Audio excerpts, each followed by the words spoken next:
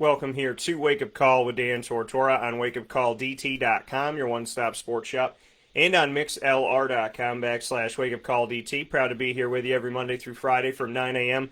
to 11 a.m. Eastern Time. We appreciate you being here, hanging out with us where sports meets life. You know that on a Wednesday show, we separate the video into two pieces because our Fantasy Football Power Hour is something huge that we do here on the broadcast every single Wednesday, and I know my fantasy football owners need to get to the information stat. Some of you wait until the last minute, maybe the last hour, so that's why we separated here for the fantasy football advice. So I want to welcome you all in and thank you all for being a part of the show inside of the Cafe Kubal studios. You are listening on mixlr.com/wakeupcalldt that you can see on the ticker below us. You're watching on Facebook Live on facebook.com/live-now-dt. And, of course, all inside of the Cafe Kubal studios with 5 locations around central New York. You can get your favorite drink, and I'll be unveiling mine, which I'm actually drinking this morning. I'll be unveiling the new DT Special that will be available at every Cafe Kubal, as well as available for mobile ordering on your phone and your devices. I'll be unveiling exactly what I'm drinking this morning today after the broadcast, so make sure you stay tuned for that on our social media at WakeUpCallDT.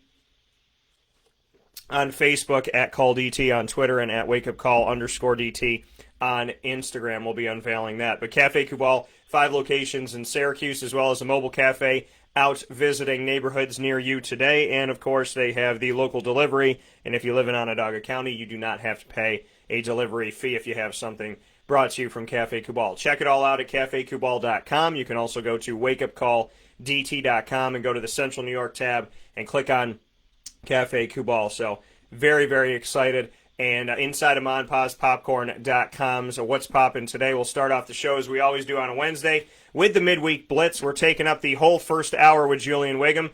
We've decided to be greedy. I knew we were going to need the whole hour. I don't know why I told you 9:15 in the past. And for those of you that saw the promotion, we have now taken up the entire hour. So let's bring him in because Lord knows we got a lot to talk about. Julian, how are we doing today?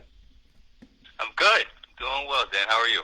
I'm doing well, man. I'm excited to unveil this drink that I have. And I originally said that we should call it the Wake Up Call and we should have 3 shots of espresso and a horse tranquilizer. But he turned down the espresso. He liked the tranquilizer, but we had to turn down the rest of it. so I got a different mix here today. But I'm excited, and all jokes aside, I'm really excited to unveil this. So. Do you have a drink of choice that wakes you up in the morning? I'm a coffee guy. This is the way I do it. Is Monday through Saturday, I'm a coffee guy, and then on Sunday it's an espresso for brunch. Okay. So switch up, but yeah, I'm required to have my morning caffeine. But I'm telling you, that was a great promo because I was here with what the drink was too. I'm like, I might need a new sip. That sounds all right. Yeah, so you're going to have to find out with everybody else after the show. I'm not telling you. I'm not going to do it, Julian. So I won't do it. I'm going to make y'all wait. I got to give you that little taste and then make you wait. I do want to give a shout out to my listenership, and my viewership is incredible. The people that not only tune into the show and support what we do here and support the local businesses we work with, but the people that remember things I would never expect them to remember. Greg this morning saying, big congrats, Dan, on your milestone day of 150. Healthy body, healthy mind. Dude, you said it before I could even say it here on the timeline. Today is day 150 of at least 10,000 steps a day. And I should be at 1,500,000, and I was well over that way before I got to this day.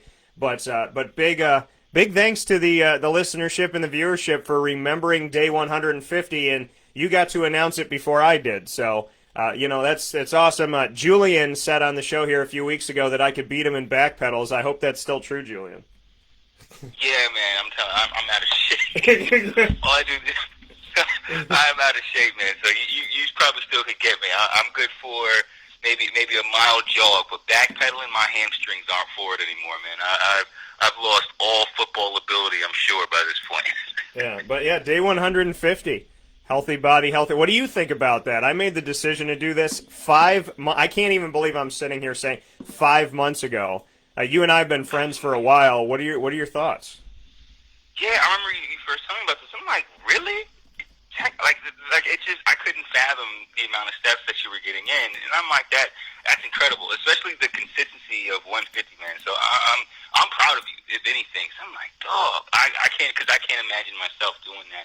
But to hear you reach that milestone, man, and I say keep going, don't let it stop, because you're already killing it. And at this point, man, I'm almost tempted to get back to Syracuse, and we gotta get these back pedals in. Yeah. Because I want to see what these 10,000 steps are turning into, man. I can't. I'm telling you, man, I can't even imagine getting that in every day. That's amazing.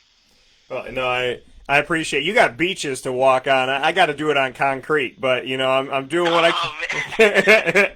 I'm doing what I can, man. But I can't, I can't slow Baywatch it. But I do want to let you know before we jump into this, because I have to say this. I have to. I will be doing, as Julian knows, I'll be unveiling some comedy as we rock and roll here in this beautiful life that we're all living. I got a lot to talk about, but this morning I do want to share that I was on this I didn't tell you about my 4th of July trip this year, did I? It was interesting. No, I didn't. Okay. So this is going to be one of my sets for sure. And but I'll tell you this much: there was a couple girls in the water, and there was these guys that I was with that day. And they're like, this one guy that's he's he was a white gentleman, like kind of a bigger, muscular but a little bit heavier set, like a white gentleman. It's important for me to paint the picture because he's like, yo, some of these girls said I look like The Rock.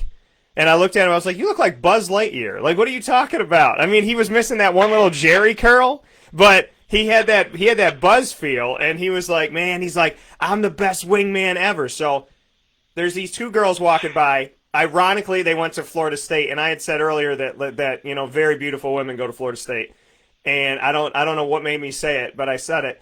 And so these girls are walking by, and I'm trying to eat because I hadn't eaten all day. They were pumping me up, telling me, like, we got shrimp, Argentinian shrimp. They're so big. You don't even know what you're going to do with it. Like, they're telling me all this stuff, and then nobody fed me. So I'm on the beach trying to get some food, and the guy goes to this other guy. He goes, I'm not going to use their real names, so let's say Bob and Steve. So Bob goes to Steve. He goes, yo, look at the water. And there's these two girls going by with a raft, and Steve's like, I got it. And this is how these people are taught. They're like, but so they jump into the water like rabid dogs after a cat or something. They jump in, fall into the water. They run out to these girls, and I go I go a little bit down to see what they're doing, and I was like, man, I'm not like that. I'm not desperate. I don't run into the water like that, trying to chase after somebody. So I said, I'm going to stay on the beach. So they start talking to these girls. I think they grabbed the raft. That's how they stopped him. It was like, you shall not pass. And when they did that, they're like, yo, Dan, you'll come in here and school these girls on something. And I was like, what the hell? What are we talking? So I was like, you know what? If I'm going into the water, I'm going to take my time.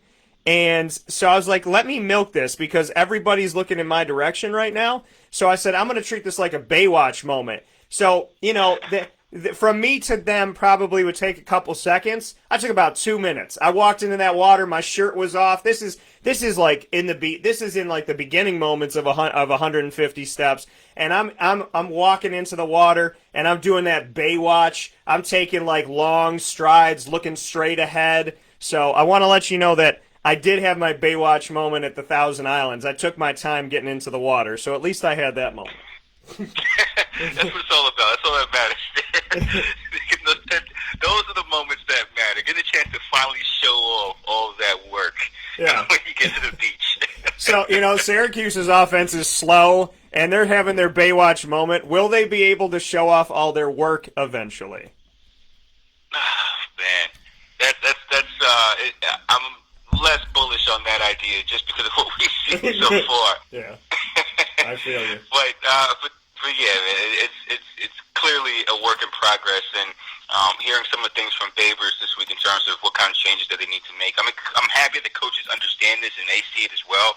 But to this point, man, it's getting to the point where it's almost disappointing to see where this offense is compared to what we've seen in the past. Yeah, this offense, and I want to paint a picture for some people, and I know that's, those of you that watch every single game, whether it's home or away, Wake Up Call with Dan Tortora brings you a pregame and a postgame show roped around Syracuse football, and we do have a very special announcement about what we're going to do with that as well coming up here in just a little bit, and I'll make sure I give that to you. But I do want to read off some of the stuff that I read off in the postgame show, Julian, because it's pertinent to our conversation. Syracuse, this is what it looked like against Pittsburgh this past week. Syracuse's 10 first downs. Syracuse had 10. Pittsburgh had 23. Syracuse is passing 13 completions of 24 attempts for 120 yards. Pittsburgh, 25 for 215 yards. They went 25 of 36. Yards per play, 2.95 for Syracuse, 4.28 for Pittsburgh. Time of possession, 25 minutes and 30 seconds for Syracuse, 34 minutes and 30 seconds for Pittsburgh. Penalties were less for Syracuse. They won those. Fourth down, 0 for 2. Pittsburgh 1 for 2. What is the most glaring statistic of those that I read? Time of possession. Time of possession. 25 minutes for Syracuse compared to 34 for Pitt. I think is the biggest because they're not putting up in combination with the amount of points that they're putting up, and add that to their 2-yard average in the run game. Like it's just nothing. That's one of the most inefficient stat lines across the board for Syracuse's offense. They're not taking care of the football. They're not holding on to the football very long. They're giving the ball back to their defense and forcing them to stay on the field. And no matter how talented your defense is, they're eventually going to give up points if they're constantly on the field. It was a great stat by Sharp College Football put out a little while ago talking about defensive efficiency and how it suffers the more they're on the field. This is across Alabama. This is from Alabama down to Syracuse. If their defense is on the field more often, this is a game-by-game, season-by-season. If your defense is on the field more often, your defense is more prone to inefficiency, giving up third downs, giving up long first downs, long second downs, and by giving up more points. So just to hear those stats, it really goes along with what we've seen so far from Syracuse this season. Their offense is giving the ball back too quickly. They're trying to run tempo, and tempo is clearly inefficient for this offense right now. And on the defensive side of the ball, they're hanging in these games, but they can't close them because they're on the field too often. And just from personal experience, when you've gotten, say, a 3-and-out, you take an offense off the field, and then you get to the sideline, you're excited, and before you can even sit down, you're hearing punt, punt, punt, and your coordinator, your defensive backs coach is already giving you the game plan to go back out there. You're thinking, well, what the hell did I just get this 3-and-out for? Like you're feeling like you didn't even get a break. And as that progresses through the first quarter and into the second, third, and fourth, that gets tiring, especially against good offenses with big offensive linemen that can tire down the defensive line, good running backs who can tire down the defense, passing game that gets better throughout the game. So these things are all seem to like those stats. Individually, you can look at it and say, dang, that's disappointing. But looking at it at a grand scheme, combining all those things, you see a clear inefficiency in terms of Syracuse's offense that they've got to get adjusted as soon as possible because they're going to ruin what good of the defense that they have right now by the end of the season by putting those guys on the field too often. And considering how they haven't had the conditioning program that typically happens before a season, I wouldn't be surprised if there's more injuries on the defensive side of the ball as well. And if that happens, then you can start to see some of the better players missing games, which would force the defense to have more points, more yards, and then Syracuse football becomes more unwatchable than it already is. That coming from Julian Whigham, giving a great domino effect there that makes a whole lot of sense here this morning in the midweek Blitz every single Wednesday from 9 a.m. to 10 a.m. Eastern Time, speaking about Syracuse as well as overall college football here throughout the season with Julian Whigham, a Syracuse Orange football alum. Julian, for you were on the defensive side of the ball.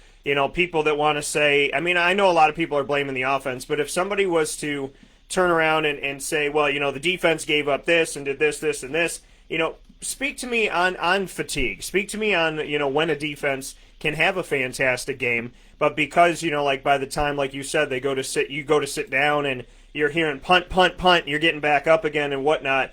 I mean, you're human beings. You're not robots. So just to speak to the fact of no matter how good the defense is in a game, if the offense isn't keeping them off the field, eventually even the best defenses are going to give up something. Yeah, so my best way to explain this is the 2012 season, my freshman year. That was still when Shamarko was our safety team leader, someone just about everybody looked up to, right? I can remember. I think we were playing Northwestern, which I ended up being like some 51-50 game, and both teams were scoring, and it looked good. Like the offense in that game was taking care of business. And then we get off the field, and he was like, "Whigham, don't get used to this, man." And I'm like, "What does that mean?" So, yeah, right. And we go forward, and we see a trend where the offense just was not as efficient as our defense was.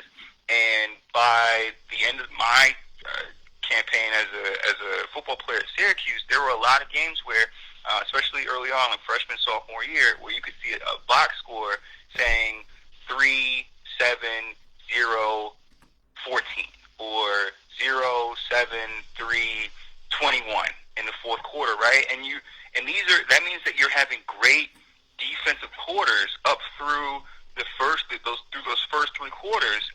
But then when your offense is recording a bunch of 3 and outs, or your offense is stalling after 4 or 5 plays, especially with tempo, and you're going right back out there, it's hard to as a defense to keep getting guys in there. And then especially if you're a Syracuse, you don't have that much depth to begin with, right? You're only recruiting a certain level of talent. So when you've got to rotate guys in there, you're putting in, you're not keeping your best guys on the field, and when your talent level's dropping while you're also maintaining fatigue, all of those things, all of those variables contribute to your defensive efficiency finally beginning to drop. And now offensive plays are starting to break. That's when you start seeing deep passes downfield because you got either different corners of the game, or you've had the same corners in the game who are tired. That's when you start to see the big runs because you've got either the same defensive line in the game or different, younger, smaller defensive linemen in the game, and big runs start to happen. So,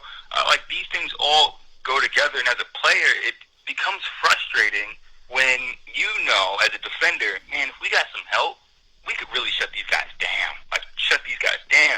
and, stay off the field a little bit. And internally, fans don't see this, but internally, inside of the locker room, too, you can have little small fights here and there because we're going at it, Monday through Thursday, right? Yeah. So there's little small tensions there where guys on the defensive side of the ball may make a comment to that offensive guy. Yeah, I just broke up that pass, but, boy, you better catch that come Saturday.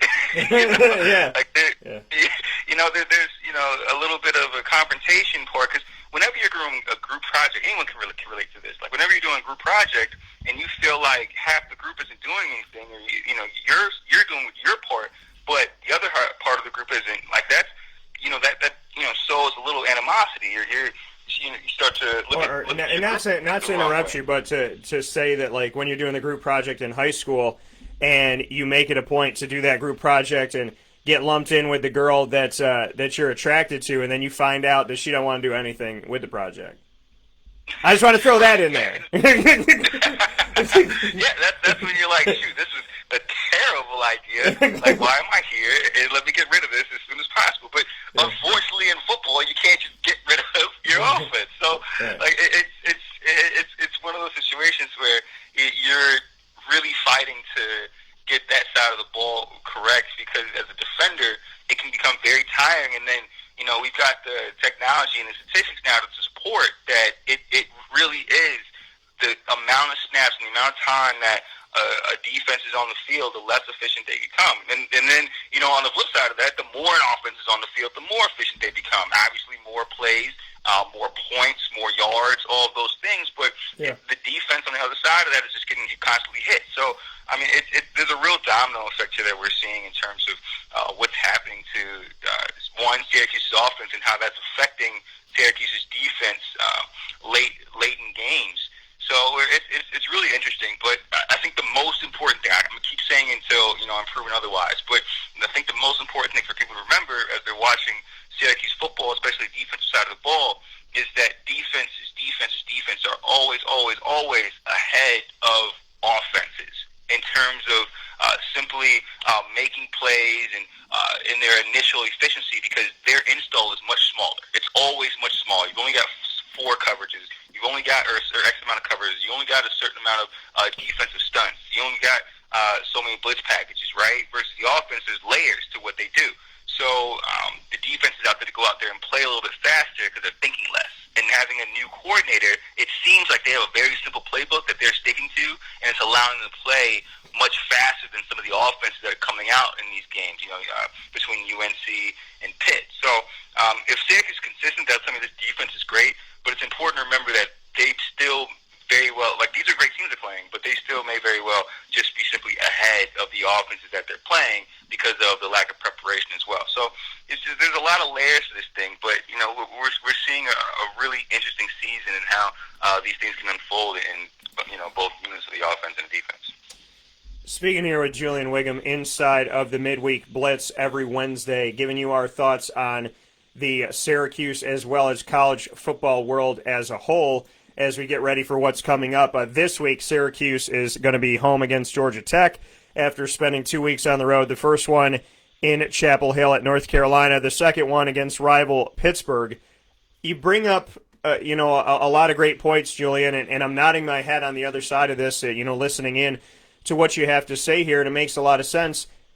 I do ask this, though, when you say that, the defense is ahead of the offense, and that happens, when there's different things that you have to do defensively, that there's more layers to the offense. I have 2 questions coming off of this.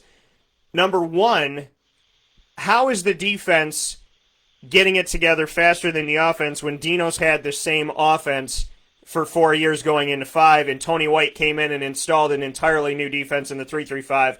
So how did they get it quicker? And then number 2, you say there's layers to Syracuse's offense. Is this a very thin lasagna right now? Well, to your first point, I'll explain it as a story. I played in Syracuse's defense, which for all of my time was a 4-3 cover 4 aggressive defense, right? It was a blitz heavy. We played a zone defense that pressed our corners and gave our corners a man emphasis in our zone. So I was always playing a zone, but technically playing man, if that makes sense. And we had all the coverages, cover 1, man, cover 3, which is zone, obviously. All the coverages that you'll see in Madden, where they were all there, right? And then as I moved on to NFL, I played in a 3-4 with Rex Ryan and a 3-4 cover 2 scheme, Tampa 2 scheme, with Pittsburgh and Coach Tomlin, right? These are completely different defenses than what I had run in Syracuse. And I'll use a Tomlin defense more because I actually played it in a real game. I got in there, and I think I ended up playing 30 snaps in the preseason game once with 2 days of practice. And all of those reps, I ended up with like a 96% plus rating when it sounds like it's really good, but I came in there and basically played all of my coverages perfectly. Right, and that to answer your point is, as a defender, you're coming in there, and while the scheme may be entirely different, you can still come in from a college to an NFL level, and if you're still playing similar concepts, things that aren't necessarily new to you, despite how the structure of the defense may be, 4-3 versus a 3-4, and how you're aligned in a Tampa 2 versus press man. While the alignment and the structure of a defense may be different, the scheme itself doesn't change very much in terms of what you're doing. So if you came in and told me, I want you to play cover 2, if someone knows how to play cover 2, no matter where you line them, like if they know how to do the job, it's still easy to get in there and play it, right? And as a defender, and that's my biggest point here, is on a defense, those things translate much quicker than they do on the offensive side of the ball, because as a corner, playing cover 3 is playing cover 3, and then there's all these different techniques to get to it, and then the better the player is, the quicker it is that he'll do the technique. But on the offensive side of the ball, a curl isn't necessarily a curl route. It could be a curl route, a 10-yard curl in Coach Baber's offense, but then down the street at U Buffalo, it could be a 12-yard curl, but you got to bring it in a little bit with the zone, or you got to play a little different with the man. And those little nuances inside of a scheme in terms of how you block, how you run a route, how you drop back. There's so many nuances on the offensive side of the ball that aren't on the defensive side. So as a defender, especially with a new coordinator with no offseason, he's probably putting in his most basic scheme and then saying, just play it this way. And what we've seen is man coverage, so anyone can play it. Or at least you understand it. Anyone can understand it.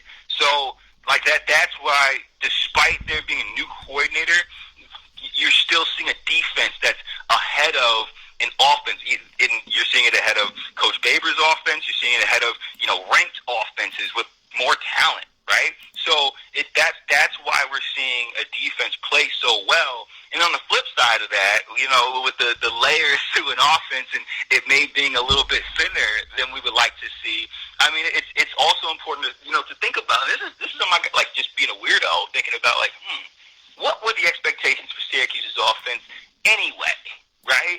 Like if they weren't great last year, and then considering they did not have an offseason program, they didn't condition, so none of your linemen got much stronger, if any. If they might have gotten even weaker. Like, not even trying to make a joke, but like they did not play. They weren't playing football. They weren't in gyms. They weren't on fields. Your offensive line had no real reason, no real variable said they're going to be better. Nothing told you that. And then on the other side of that, you aren't working your offensive scheme, which is completely based on making reads. If you don't read anything all offseason, how are you going to be better at making reads? You can't. So, and then if talking about that, you've got all these layers to your offense. If there's no development in those layers, if anything, it could get thinner. So it's not surprising to see Syracuse's offense struggle, and getting to a larger point, this particular offense, one that utilizes tempo, that's something that is completely lost because the tempo aspect comes from conditioning, having stronger linemen. And if you think about the way the offense is built, where there usually is a deep pass, defenses back up, and then you can run the ball with these, and they only have like 2 run schemes. I think it's power and zone read. You run the ball, the expectation is defense backs off, and then you're able to run the ball and keep the tempo. Well, those things aren't happening because there's no deep ball, there's no connection, and you don't have linemen strong enough to actually get a push up front. So there's so many compounding issues with this offense and some of the things that they've gone through. It's almost unsurprising to see what we've seen so far from this Syracuse offense, and it's frustrating because you're right. It's year 5, so you would hope to see a little bit of continuity in terms of, okay, we've got guys who understand the scheme. They should be comfortable. They should be able to come in full speed. But then when you consider all things from last year and what they've got going on, that there really wasn't any development, it's unsurprising to see a lot of the same issues from that year to this. Because, I mean, if you take anything, if you don't practice or try to get better at it, I mean, if you take a test, don't study, you come back, you probably get the same score.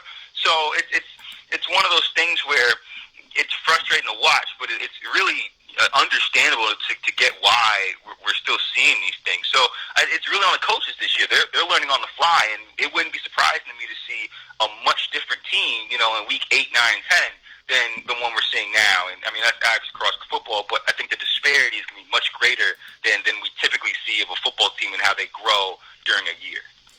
Yeah, we look at this team and we look at, what they've done offensively and how quiet it has been and how the ball is not moving at all, the 3 and outs, the frustration. You bring up so many different points here, Julian, and I appreciate every single one of them and really breaking it down and getting to the mechanics of it all because you played the game and really went through a lot of this stuff. The mechanics on the other side of it, what we're seeing from Tommy, does this offense really suit him, and so much more. We're going to talk about that as well as preview Georgia Tech and this first game inside of the new dome. We're going to do that right after this fast break on Wake Up Call with Dan Tortora, where sports truly meets life. We appreciate you being here, hanging out with us every Monday through Friday from 9 a.m. to 11 a.m. Eastern Time, and, of course, every Wednesday during the show for the Midweek Blitz. We'll be back right after this.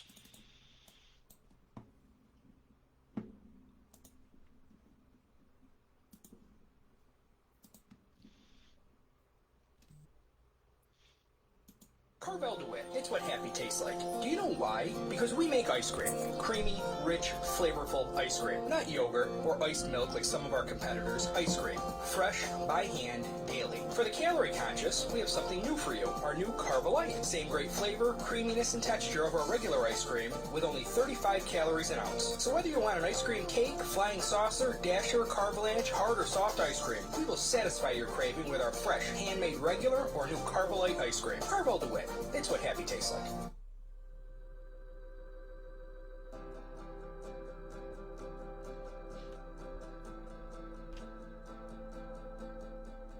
Cafe Cabal offers same-day local delivery of our products, offering no delivery charge for Onondaga County.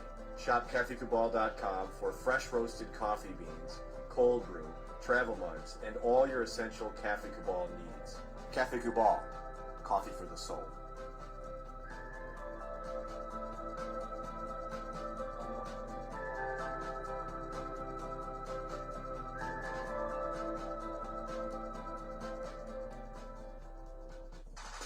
The Wildcat Sports Pub in Camillus, New York is located on 3680 Milton Avenue in the Home Depot Plaza. It is your family-friendly sports bar and restaurant.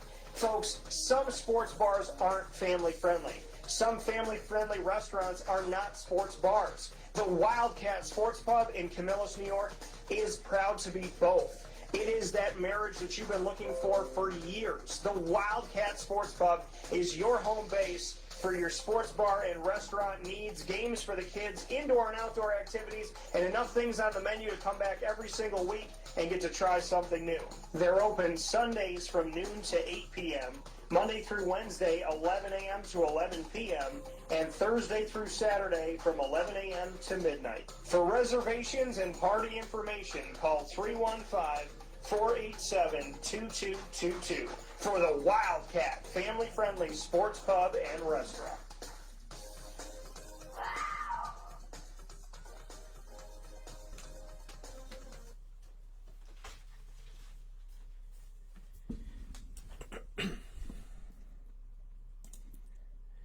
Welcome back here to Wake Up Call with Dan Tortora on WakeUpCallDT.com, your one-stop sports shop, and on MixLR.com/WakeUpCallDT. Proud to be here with you every Monday through Friday from 9 a.m. to 11 a.m. Eastern Time, hanging out with you inside of the Cafe Cabal studios that you see right overhead here with that piping hot coffee or tea, whatever you fancy, whatever you picture that to be, that is yours, folks. Go and get it at any of their locations on 401 South Salina Street, 3501 James Street, inside of Golisano's Children's Hospital, as well as 324 West Water Street, and their newest location, the Holly Green Cafe on 208 North Townsend Street. You can also see where their mobile cafe is going to be in your neighborhood or by a local business. You can go and check that out at Cafe Cabal on Facebook, Twitter, and Instagram. And, of course, you can have them delivered to your house. More information on all of that, cafecabal.com.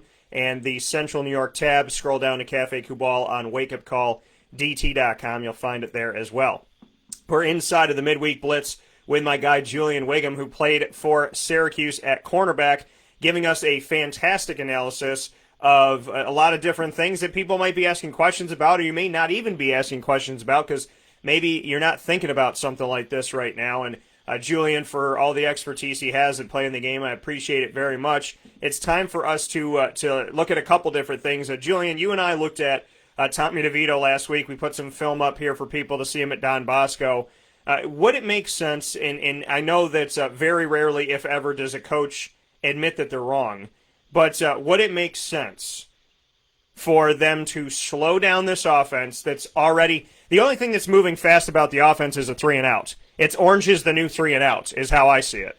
And it's not Orange is the new fast. We're not seeing them get down the field effectively. And when you get to and you brought it up before, I mean, in a way, when you're a fast offense, even if you're working, your defense has to be on the field more. Because even if you're scoring, even if you're getting down the field, you're still getting down the field a lot quicker. It's not as much, it's a different method for getting down there. You're not taking 8 minutes off of the game clock, 4 minutes off the game clock. Maybe you're taking 31 seconds. Maybe you're taking 2:17.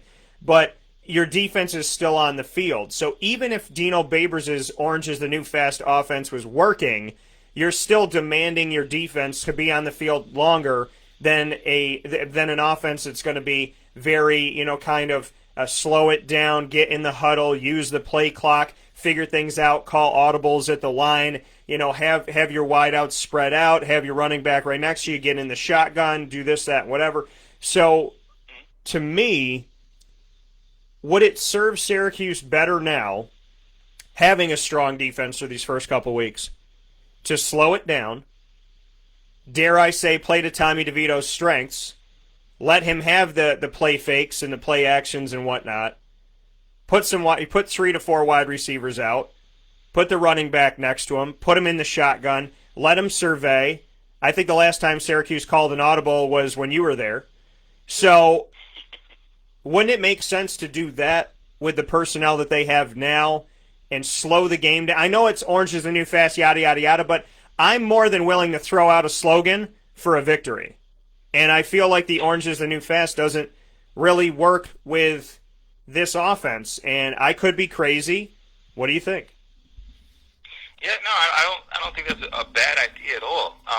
Especially as a coach, you got to consider where are we getting beat and how are we losing, right? And then when you look at tempo, just overall, it's good to take a macro view to understand some of the micro issues in Syracuse. But tempo offenses have been picked up for the most part, and at least understood and better defended, because this is something that we did at Syracuse when we played North Carolina State when they had Jacoby Brissett. They tried to tempo it for a little bit, and then we were able to game plan for it for a few other teams like West Virginia, Louisville, some teams that we knew would tempo us. And something Shea really was maybe ahead of his time with. That kind of I've seen in Alabama that same year, so maybe he stole it, I don't know. But something that was really big was showing a defense, and then because we knew that they were going to look at our defense, check the sideline quickly, and then run their play with an adjustment, all we did was just hold a defense, hold a look, and fake it, and then we call our own audible as soon as we figured out, okay, they're changing their play. Or if we knew their signals to not change and keep it, we would go ahead and change our play. Like, we knew how to hold a defense and then show one thing and then get to another, because we want to keep confusing them. If you want to use tempo, okay, we can run a tempo defense. And I think that that's starting to, it was like a novel concept in 2012, 2013. But come 2020, I think a lot more defenses have figured that out. And because of that, I think that slowed down the effectiveness of that kind of offense. And we see that with the struggles in Syracuse, struggles in, I just lost the team. I'm sorry. But these offenses, in terms of what they do, they're not as explosive as they used to be, because they're starting to be better defended. And if they're defended that much better, that's going to slow down what you can do. But to better answer your question, you definitely want to start playing to some of your quarterback strength. He is accurate off of play action. Maybe you want to try those things, but if you can't run the ball, it makes that hard to do, right? And I think that for the most part, in terms of what Syracuse is trying to do, Tulsa, I'm sorry, just coming back to it, but Tulsa, yes. But getting to what Syracuse does and maybe helping DeVito some, you don't want to change your offense because you put so much work into it and what you do. But there are some things that you can do to help your quarterback. And, there's a number of things. Maybe if there's too much pressure, you're implementing more screens. You're scheming up more screen type of plays. If it's you can't run the ball inside, maybe you're starting to bubble screen or jet sweep to the tackles and finding ways to chip the edge blockers so that you can get to the outside. There's things you can do based on what you're struggling with to try to help yourself out, even across the line. Like, I've seen some teams, if they struggle with one-on-one blocking, they'll space out their gaps so that they really isolate guys against one person and they know exactly where to go, especially in the zone blocking scheme. So there's things you can do to help your offense. It's just a matter of diagnosing it correctly. And that's something that you hope to see Syracuse do, and at this point, we just haven't seen it. Yeah, and we look at, the offense on the other side that Syracuse is going to be facing this week in Georgia Tech, and Georgia Tech coming off of a loss that could have been, I know, like I was telling you off the air, speaking here on this team that Georgia Tech just went up against, the UCF Knights. I've covered this team for at least the last 7 years, and they are a dangerous, dangerous team. They won 49-21. They won by 4 touchdowns, and people are still saying, somehow, people are saying negative stuff about UCF. Even Dino said this week, is it a lower team from a lower conference? Yes. And I'm sitting here going, really? Because if they played the ACC right now, I would have them winning, and you and I spoke about this off the air. If UCF played in the ACC right now this season, I can argue, and I'll go up and down the line here. I can argue them defeating Wake Forest, Syracuse, Duke, Florida State, Virginia Tech, Georgia Tech, which they did, NC State, Boston College, Pittsburgh, who beat them on a trick play in the last second by 1 point last season, and then they got beat the year before. And so that's 10. And then I would say between North Carolina, Louisville, and Miami, they get one of those. That's 11. So I've argued them at 11 wins, or 11 wins inside of the ACC. This is not a lower team, but, this is not a lower team or a lower conference by any stretch of the imagination. To me, I think there's a lot of talent inside of the American Athletic Conference, from Memphis to Cincinnati to UCF. Houston will find its way back. Navy will find its way back. SMU has gotten better. And these are teams that have beaten teams in the quote-unquote Power 5. So, if I'm Syracuse, I'm watching the film on UCF, and I'm not knocking UCF. I'm trying to, mirror and kind of look at some of the things that we've done, or that Syracuse has done. I'm trying to really piece this together and say, what did UCF do to win this game? Because my biggest glaring concern, and I know the Syracuse's defense has been strong, but when I look at the defensive side of the ball for Syracuse, my concern is a concern I've had no matter what scheme it is, no matter what year it is, no matter what defensive coordinator or head coach it is. For some odd reason, Syracuse has always struggled with running quarterbacks, and that's exactly what Georgia Tech has, is a running quarterback. So, when you look at him on film, Julian, what are you seeing from, this situation that Georgia Tech brings with Jeff Sims as a running quarterback? Yeah, so that was the number one point I wanted to bring up. He's a running quarterback, and we haven't seen from this new Syracuse defense if they can handle that yet. They've had for the most part 2 pocket passers who sit inside, don't really scramble. They didn't even scramble to make a throw, and they made their play, and the offense ran as it should. But against a quarterback who can run, that changes your dynamic a little bit, and it typically with your linebackers, and because you're usually sitting a spy on him, so that when he scrambles, you got a guy. And as a secondary, you start to work your scramble rules a little bit more. What guy do you take in the zone when a quarterback scrambles? Who do you lock onto? Who do you stay with? And that's the big thing that we've been talking about. How good is this AI? That's the point that shows how good your defense is. Do you have a linebacker with the ability to track a quarterback with the ability to run? And do you have a secondary with the ability to track receivers after a scramble, during a scramble? Because even in the zone, especially in the zone, that's really difficult when you got a guy, but you kind of have an eye on the quarterback, and you see him scramble one way, and your receiver goes another, and you're like, shoot, do I stay here? Do I test it?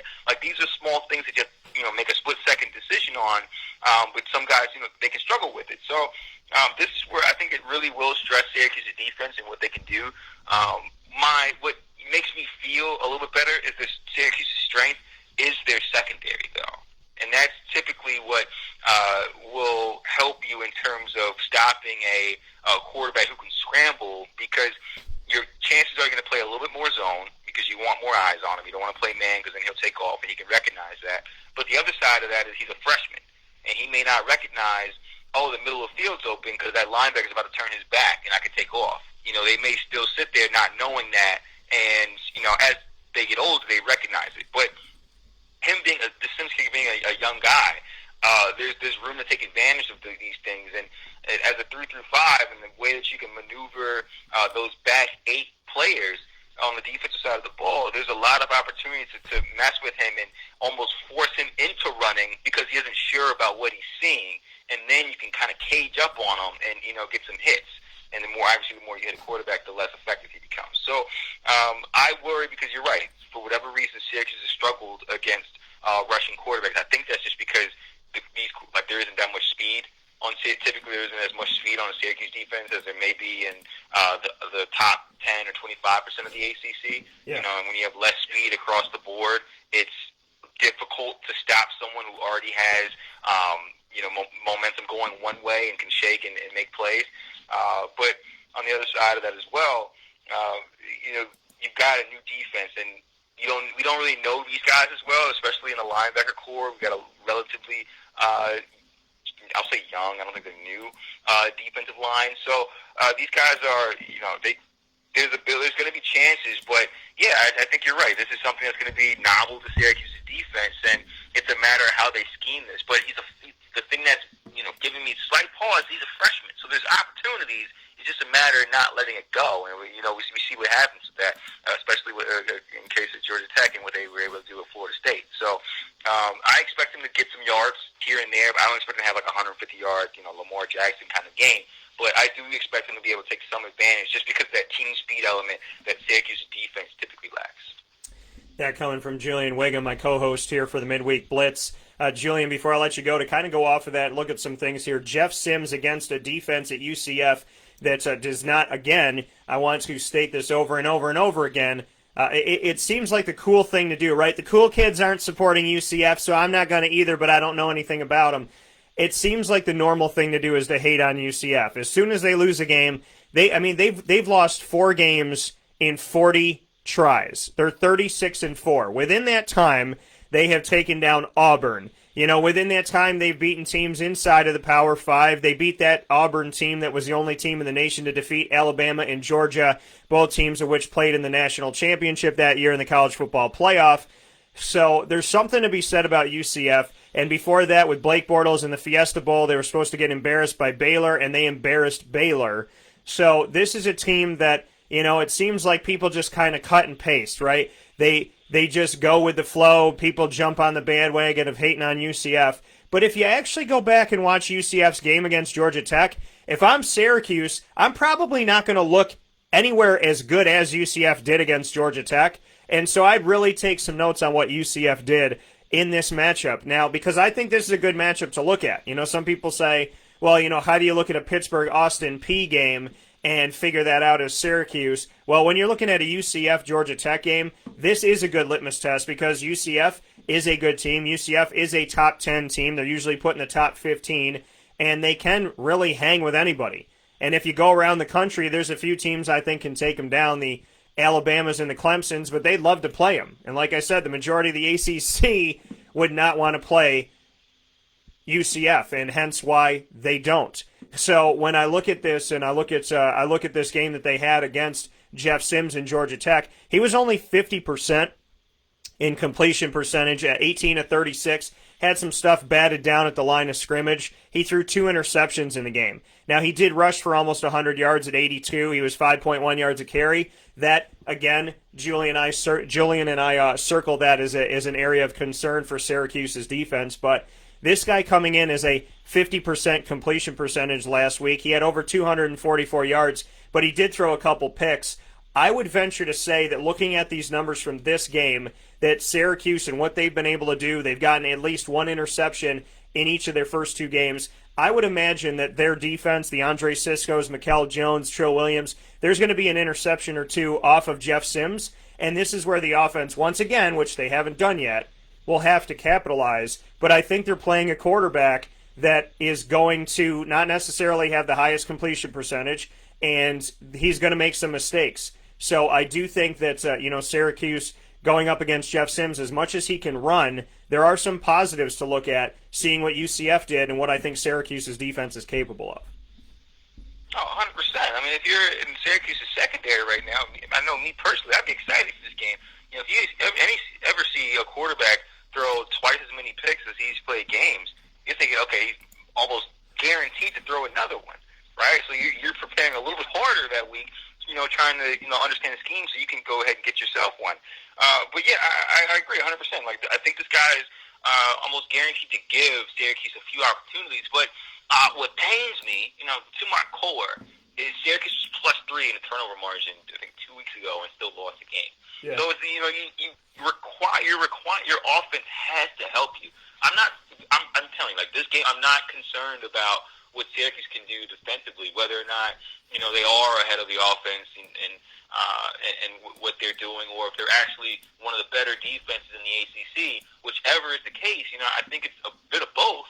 I'm fine with what I personally. I think this is going to end up being a really inefficient game on offense. Like both defenses might play well. I don't expect it to be a high-scoring game, but my thing for the offense is they've got to take advantage of the extra opportunities. And we're seeing a ton of breaks for Syracuse as well, like just muffed punts, fumbles thrown behind the line of scrimmage, like things that don't happen very often. We're seeing this happen for Syracuse pretty often. And then even last year, like these same things between muffed punts, random fumbles, chance interceptions, like the defense, and especially if they're creating opportunities, but you've got to have an offense that can take advantage, especially inside of the red zone, which I don't think we talked about enough. But they've got to find a way inside of the 20, inside of the fringe area, 35 and in, to get into the end zone. Like field goals aren't going to win games going forward. And against the Georgia Tech team, I think this game, especially coming back to the Dome, is a real gimme. So knowing that Syracuse's offense inside, there's no weather conditions, you've got to be a little more efficient and take some shots when you can, because like we saw last week with Culpepper taking to Josh Harris, taking those shots can energize the football team, and you hit one of those things, you never know how big it can break. And in that case, it was like a 70-yard touchdown. So take your shots, and do your best inside of the red zone to get in the end zone. But like you said, we've got to be more efficient in those areas, because big turnovers and the extra possessions are going to be there. It's just a matter of taking advantage of them.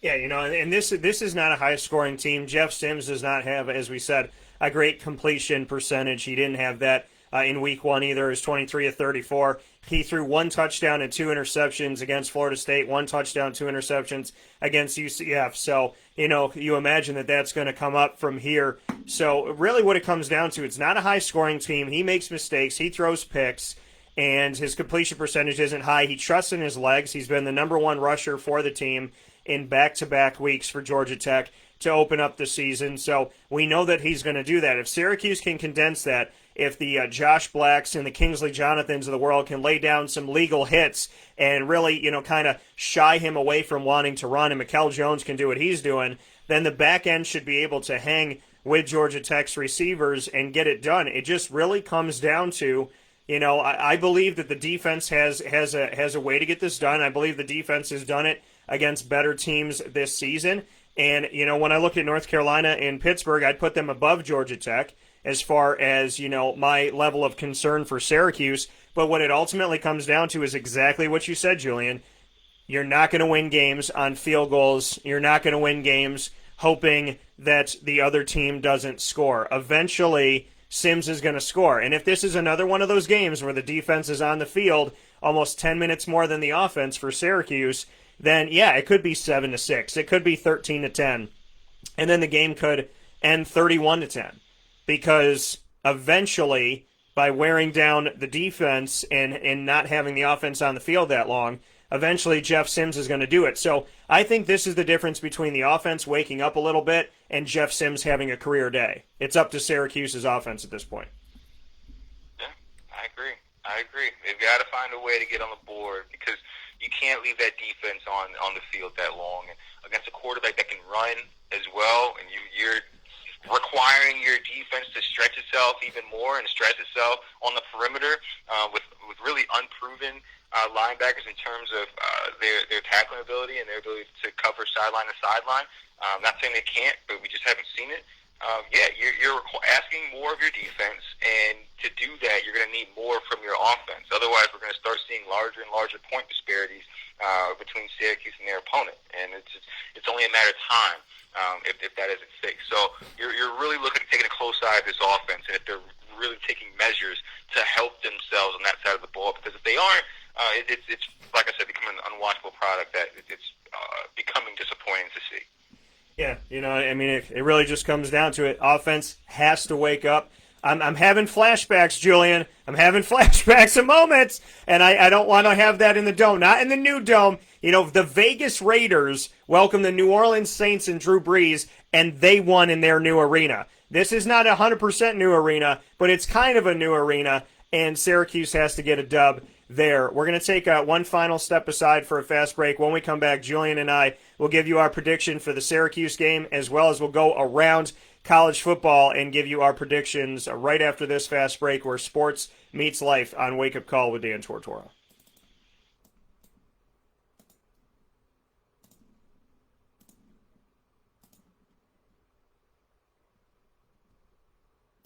I'm George Townsend of Honda City with some good advice when buying a new car. The true cost of owning a new car is determined by the appraised value when you trade it. No vehicle appraises higher than a Honda. Next, look for low APRs and deep discounts. You also want low maintenance costs and great fuel economy. That's why my advice to you is to buy a new Honda. Looking pre-owned, visit our Honda Certified Used Car Center. Honda City, 7140 Henry Clay Boulevard, Liverpool, or HondaCity-CNY.com.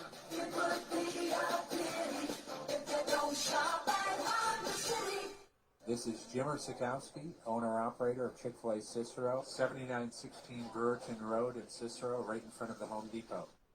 I had a deep feeling that God wanted me to do something bigger with my life and to help people, help others. I kept putting Chick-fil-A in my life, and I realized as I was going through the franchise selection process that positively impacted the lives of others was really core to what we do here at Chick-fil-A. First of all, it starts with the food.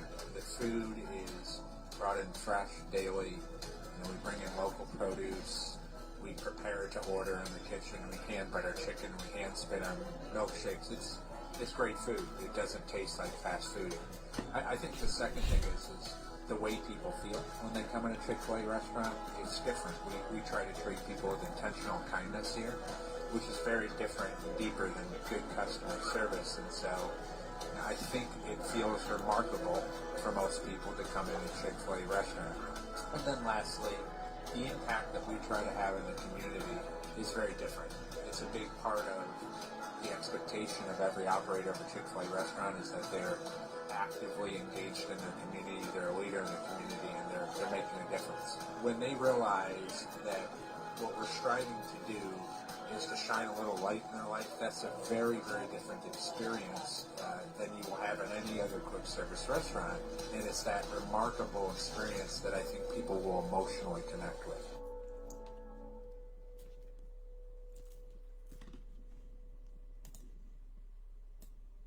Welcome back here to Wake Up Call with Dan Tortora on WakeUpCallDT.com, your one-stop sports shop, and on MixLR.com/WakeUpCallDT. Proud to be here with you every Monday through Friday from 9 a.m. to 11 a.m. Eastern time, where sports truly meets life. On Wednesday's broadcast, we split it up between the midweek Blitz and the Fantasy Football Power Hour. So for those of you watching on video here on Facebook.com/LiveNowDT, we will end this video in just a second, start a new one for the Fantasy Football Power Hour, so all my fantasy owners can jump to the video all throughout the week when they need it, as it happens. And we appreciate you so much for being here. Midweek Blitz, we started a couple weeks ago with Julian Whigham of Syracuse football history to speak on college football and Syracuse in depth as we get set for the games that are coming up, talk about what's happened up to this point, and so much more. So I want to thank Julian for that inside of MonPazPopcorn.com's What's Poppin'. Use the online promo code. You could be where Julian is in the West Palm area, or you could be right here in Central New York. If you go to MonPazPopcorn.com and use my promo code DT20, that's DT20, you'll get 20% off whether you're picking it up in the store or having it sent to you in paradise, because some of us get to live like Julian. Inside of the Cafe Cabal Studios, we're doing our picks here to round out this week of the Midweek Blitz. And Julian, obviously we'll get to Syracuse. That'll be our last one that we'll do here. But I like to circle some games. And so the first one I'll throw at you is we're going to finally see the SEC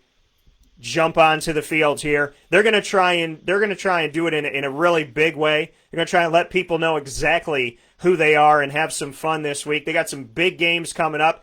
Guess what? The Lane train is pulling in this week, and they get Florida. Lane Kiffin, in his first stint as the head coach of Ole Miss, his first game as the head coach of Ole Miss, is going to be at home against number 5 ranked Florida not even playing a game this season, already ranked in the top 5. That shows you the respect that Florida has around the country. What are your thoughts on Florida and Dan Mullen going in to meet the lane train of Ole Miss? Yeah, so Florida's coming in as a favorite, right? And so this is something I know about Lane Kiffin that I don't know if the general public knows. Like, obviously, he's like the jerk of college football, right?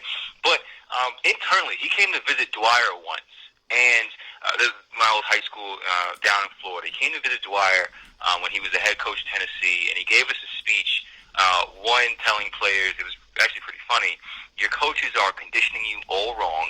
When you condition with your position. If you're a corner, don't run 100-yard sprints. Backpedal. They talk about the backpedal thing. Now, backpedal. If you're a receiver, don't, run track and run a 400. Run routes until you can't anymore. Like, it was a really, it's a really simple concept, but it kind of spoke to his coaching mentality in terms of like getting guys prepared and ready to go. And then just looking at some of his tenures, like not everywhere has been fantastic. I don't know, Tennessee ended up with like a scandal and USC wasn't his best spot. But at FAU, he was able to take some of the least talented guys in Florida and make them a player, right? And then he goes to a place like Ole Miss, which may be the most talent he's ever had, and he's got this mindset where he's able to get the most out of his guys. That's a developmental aspect. That's a craftsman idea where you're really focusing on improving your guys and playing. I'm belaboring a point as Florida's a 14-point favorite. I'm going to take Florida. But point is, Ole Miss is going to be a much better football team under Coach Kiffin because of the way that he focuses on his developmental aspect of his players and the way that he gets them ready to go. I think this game is actually going to be on upset alert. I think it's going to be closer than the 14, I think it's 14-5 or whatever, spread on the game. But I think this is much closer to a 3-point game that could swing in either direction. However, just because of where both teams are opening the season, I'm going to lean towards the talent more so than schemes and take Florida this week as the winner of that game. Yeah, I'm going to take Florida in this game, too. I said it. I said when Dan Mullen came in, I said I give it a couple of years, and I think that they'll be vying for the opportunity of playing in the college football playoff. That could very well be this year.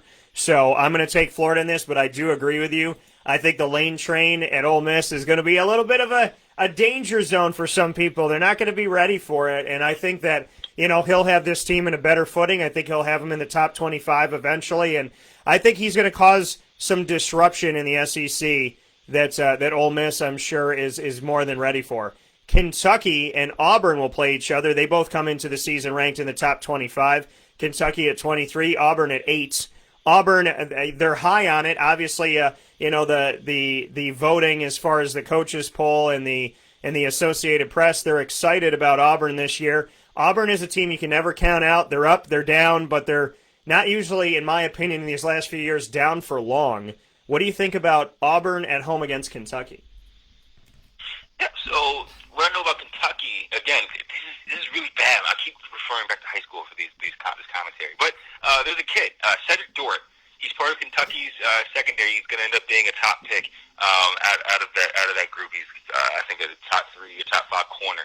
But Kentucky's secondary, the major point here, the macro idea. Kentucky's secondary is probably the best in the SEC, and I think that helps them stay in this game a little bit longer than they should. Otherwise, the major thing for me is always going to be the better team is going to have more talent, and in opening games, the scheme isn't going to be developed enough for upsets to really take place. That's how upsets happen in general, right? It's the scheme. But I'm going to go with Auburn just because, again, talent aspect is going to supersede the scheme. But Kentucky's secondary this season is going to make statements, and having Cedric Dort on the edge there, corner, is going to be a major asset to them. And again, I don't think this is a game that Auburn walks in and out of, untouched. I think there's going to be some plays made, especially early on in the game, that scares Auburn and keeps this game closer than it probably should be. But I think eventually Auburn starts to pull away as their talent starts to rise in the fourth quarter and tire out that Kentucky defense. Yeah, I think Kentucky could play spoiler in this, and if there was a couple weeks into the season and there was some time under their belts, I would look at this definitely as even more so a Kentucky upset. But I'm going to go with Auburn in this game, and I'm going to lean on their side. and say that they'll get this victory. But I don't know if I'd want to play Kentucky after a couple games into the season. We'll do just one or two more here as we're getting set for fantasy football, and I thank y'all for your patience that are waiting on the fantasy football side of things. Let's hop into Louisville at Pittsburgh, two top 25 ACC teams. Louisville is obviously doing their thing under Scott Satterfield of his second season there. Pittsburgh is coming off of a win over Syracuse at home, and they're at home for this one as well. Yeah, so I'm going to go ahead and take Louisville here. I thought that they're showing it's Miami. They were exposed a little bit in terms of going against a running quarterback.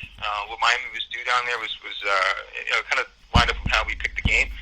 But on the other side of that, Pittsburgh, they're struggling. They have a great defense. Their defensive line played really well. I mean, albeit against a bad Syracuse team. But their defense can keep them in games, and their offense is going to have to be a little more efficient to stay competitive in this one. I like what they do. They're trying to be a little bit more multiple on the offensive side of the ball in terms of not being that run-heavy set that we're so used to seeing with two different backs going for 1,000 yards a season.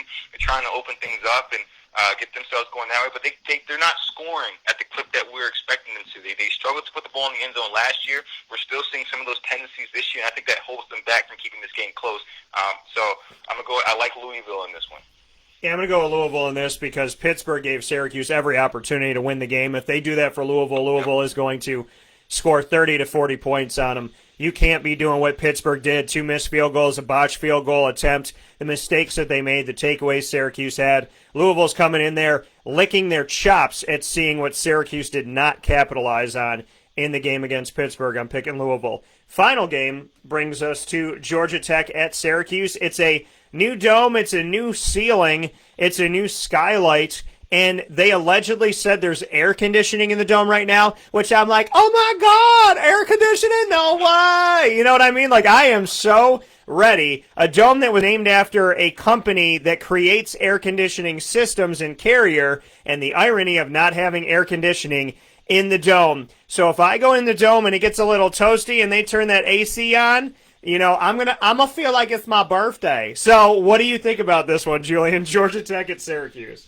Yeah, so we've covered this game pretty well, and for the most part, I like that Georgia Tech's offense has changed from the triple option. From the last time I was on the team that last played Georgia Tech. I was just thinking that was a horrible game, like 58 to 3 or something like that. Oh my gosh!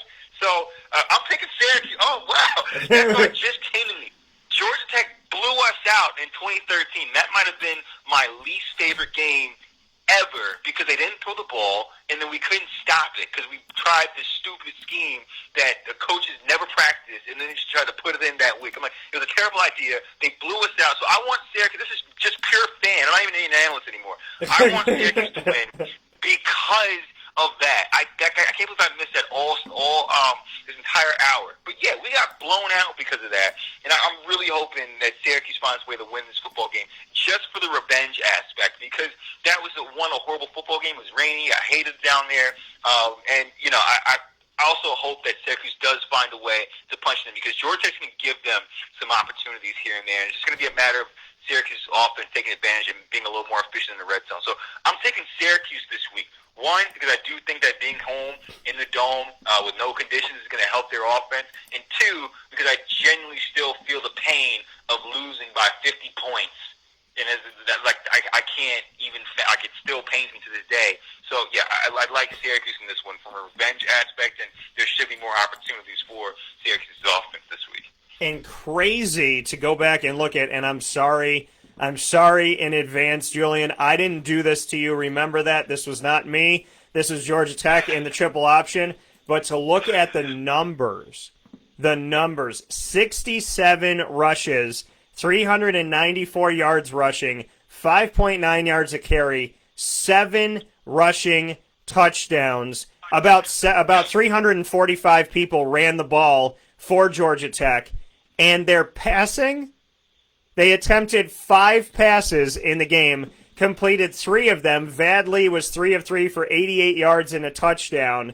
Everything else was on the ground. The game went to Georgia Tech in Atlanta, 56-0. Painful. Absolutely painful. And I say it was a little bit more like if I was defensive lineman, I'd really be hurt because they like took the brunt of it. Yeah. I felt like I was in the stands just watching the game and couldn't leave because I had nothing to do. There was nothing. Like imagine you're in the stands and someone's just poking you in the head the whole. That's what it was like for me because there was I wasn't covering anybody. And I get to your segment, so I'm gonna rush this, but there was no one covering me. Like I had no like real assignment, and the receivers kept trying to cut me, like coming and trying to make a shot block, and I'm like, if the ball's going the other way, dude, like just watch the game with me, relax.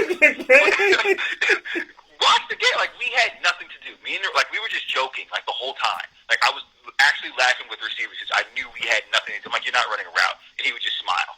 So, like, it was one of the worst games for me because I just hated watching it, and I felt bad because I don't think I even watched the film when we got back on Sunday. I'm like, I'm not watching this game. I think it was one of the few.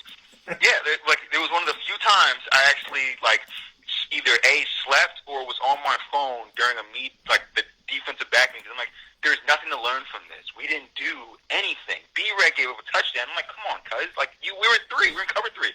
I hate you can't get beaten cover 3. But point being, there was nothing to learn from that game. We basically watched it in the secondary. And I was frustrated for 4 quarters because I knew we weren't going to stop it. And then our coaches had no idea what they wanted to do with it either. So, as you can tell, I'm still quite pained from that experience. I love the fact that you're like, dude, watch the game with me. Like, what are you doing? Like, let's go get. I love I love that. I need to go back to this show when it's over, and I need to get a hotkey, and a few of them. One of them, dude, just watch the game with me. And then the one where you said, like, I felt like I was like I was sitting in the stands, but I wasn't allowed to leave. Like that is such a great like picture of what it's like to be a defensive back against a triple option that almost never throws the ball. That is such a great display of that. 56-0, 67 carries for 394 yards, 5.9 yards a carry, 7 rushing touchdowns. Julian, I'm sorry you had to relive it today, but if I can find the film online, I'm going to send it to you. And maybe you and I can. I just want to watch. Like, I hope that the film shows you out there on the field, just watching. I wish you had popcorn. I wish you had a book to read. I mean, it would have been, if we could go back hindsight 2020, maybe we could put some stuff in there. Maybe I can edit it a little bit and show you like with glasses on, looking up at like the butterflies and taking it all in. Maybe we could show you painting something in the out in the field and whatnot. But that had to be an adventurous game for you, brother. It had to be adventurous. I'm telling you, one of the worst experiences I've ever had watching a game in full pads with nothing to do. Yeah. Nothing to do, man. That's like me watching a game in full pads. Like if you're just gonna say maybe you should have called me up, and I would have come down and gotten out of the press box and just chilled with you on the field. Been like, so what do we? Maybe you and I could have worked on backpedaling back then. So, that's what I'm telling you, man. That's the feeling. Man. Go ahead and put some pads on, backpedal a little bit in the state. Like that's essentially playing Georgia Tech in that triple option scheme. So, Julie and I are like, you know what? We're going to the beach, man. We're gonna go find some ladies. I'm done with this. Right. 2 minutes in, that's the game plan. Right, that's the game plan. Like, where was Julian? He was with Dan at West Palm. I'd be like, what? He was with Dan. I'd be like, man, nobody knew that he wasn't there. We'll just put up a little cardboard cutout of you, backpedaling with the number 1 on. You're good to go, man. We totally missed a Miami trip that week, and that's on us. That's on us. Yeah, man, we gotta get link that thing up, man. Because I'm telling you, it's once Rona and all this stuff is done, we gotta do the Miami thing. And I gotta show you get down. Oh yeah, I'm definitely coming down there because women are going to start wearing jackets up here, and I'm not going to know. It's kind of like dating, it's kind of like mystery dating because when I put on I try to not have the Michelin coat anymore, but I used to have those big starter jackets that made me look like I was like 310 pounds, and then underneath I'm 160. But yeah, it's going to get interesting up here. I'm going to have to come down to a warmer climate. And if for nothing else, Julian, I'll do my back pedals on a beach instead of on concrete. So it'll be fun. Hey, get that ankle flexibility, man. Ankle flexibility. And then you and I can both watch Navy film if you want to relive and get scared. But that coming from Julian Whigham, midweek Blitz. Julian, as always, I appreciate you, and I look forward to talking with you soon. And you'll find out after the show, like everybody else, what was in this Cafe Kubal cup, and I look forward to sharing that with you. 100%, man. Looking forward to it. All right, Catch you man. next week, then. All right, talk to you later. All right. That coming from Julian Whigham here on Wake Up Call with Dan Tortora. We appreciate him being here and spending some time with us here where sports truly meets life. Want to thank Julian for all that he does and everything he brings to the table every single week. And I know that we went into our second hour of the Fantasy Football Power Hour, so we're going to stay right here on mixlr.com/wakeupcalldt, and we are going to end this video on Facebook and start a new video for fantasy football. So for those of you on Facebook, stay right here with us. We're coming back in just a second.